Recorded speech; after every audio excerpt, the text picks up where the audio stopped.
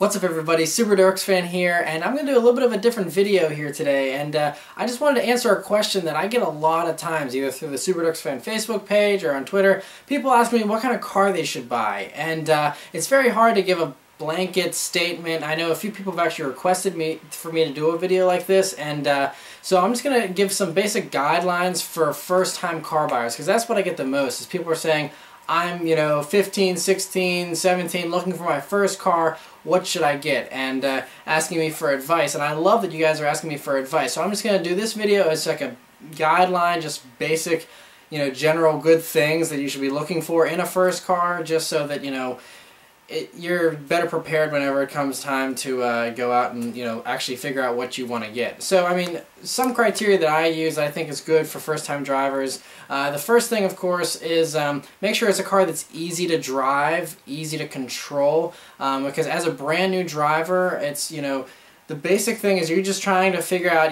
how to remember all the different traffic laws and just driving safely, and there's a lot to take in, there's a lot to process whenever you're first starting to drive, and I certainly understand that. So as far as easy to control cars, I mean, you can learn on a manual, but I would suggest that for a brand new driver, get an automatic transmission, at least at first, just, because the last thing you need to think about is trying to figure out how to shift and, and trying not to stall and all that extra pressure. Just get an automatic and just learn how to drive well without having to worry about shifting first, and then add on manual transmission later. You can always change cars. You don't have to have the same car for your entire life. So you can always flip stuff whenever you have a change in taste. Other things as far as easy to control is I recommend for a lot of people to get something either front-wheel drive or even better all-wheel drive for their first car. And that's just simply because in either bad environments, bad climates, or just sometimes all-wheel drive has saved me even in the drive before with my old Subaru Legacy GT that I had, and I had a Subaru Impreza as my first car.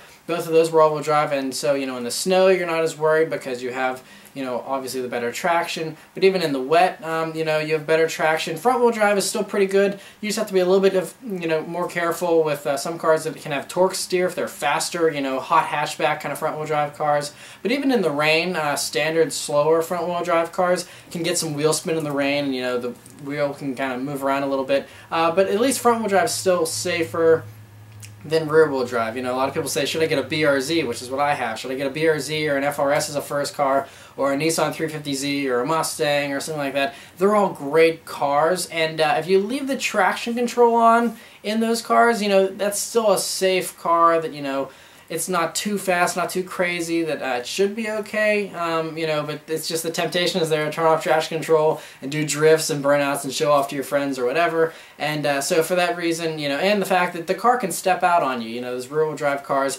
you can be going into a corner or something, and if you don't know how to counteract oversteer, you can get yourself in some trouble. So that's why for a first-time driver, I suggest something, front-wheel drive or all-wheel drive, automatic, and also make sure that it's something that's safe and preferably somewhat on the smaller side, because, you don't want to be driving a huge boat that you're trying to, squeeze into your lane and being paranoid on narrow streets and things like that.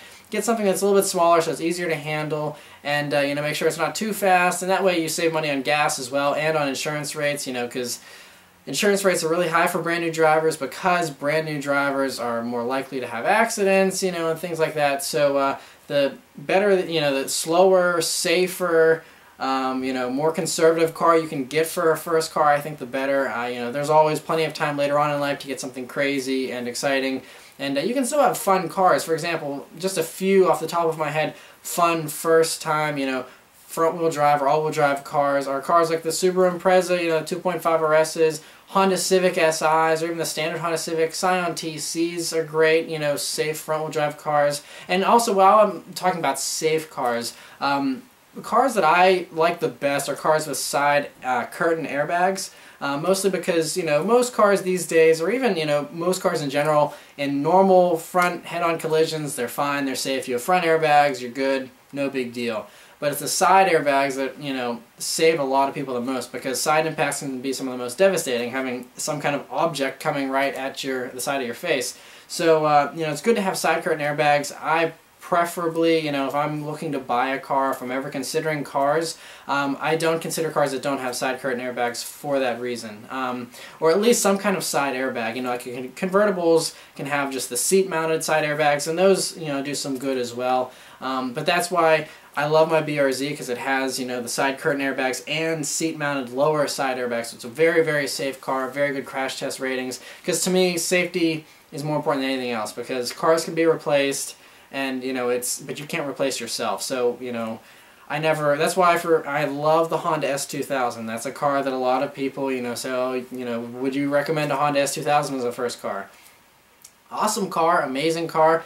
A little twitchy at the limit for handling, and the reason why I never bought a Honda S2000 is the lack of safety features. Not that it's technically an unsafe car, but you don't have any side impact protection there, as you don't with most convertibles that are a little bit older like that.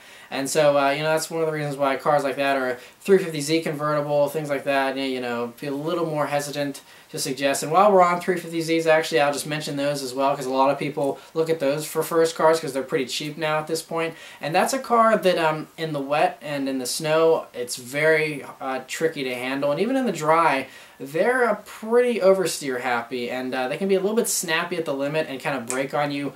You know, a thing like the BRZ and the FRS, they're tail happy as well, but it's very progressive and easy to manage the slide. Whereas cars like 350Z or the S2000, if they step out on you, it can be kind of hard to regain control. And so that's the difference. It's a matter of balance. And so, you know, those kind of cars, they have good balance, but they can be very tricky at the limit. So, you know, for a first-time driver, I'd, you know, say for something more conservative, more predictable, more easy to control. And that's why I suggest the front-wheel drive, you know, hot hatches, Volkswagen GTIs, stuff like that are all great because they're pretty safe, they're, you know, newer, and very reliable as well, good on gas, lower insurance rates, all that good stuff. So that's why I would suggest those kind of cars for a first-time driver. But yeah, feel free to leave a comment below or send me a message on the SubaruWorks Fan Facebook page if you have any other questions about, you know, first-time car, and any other people that are, you know, having questions as far as what kind of car they should buy. It's really hard, you know, it always depends. My blanket answer is it depends on so many factors. You know, so many people want different things in different cars, so it depends on, you know, how much power you want, you know, where do you live, should you have an all-wheel drive car, front-wheel drive, rear-wheel drive, what can you do, you know. There's a lot of different factors that are involved in you know, a car buying decision, so I can't just say everyone should buy this car or that car, because it all depends on personal preference. And that's the great thing about the car cultures. Everyone likes something different, and so you can see a wide array of different types of cars out there. So yeah, but thanks for watching, guys, and I'll see you next time. Take care.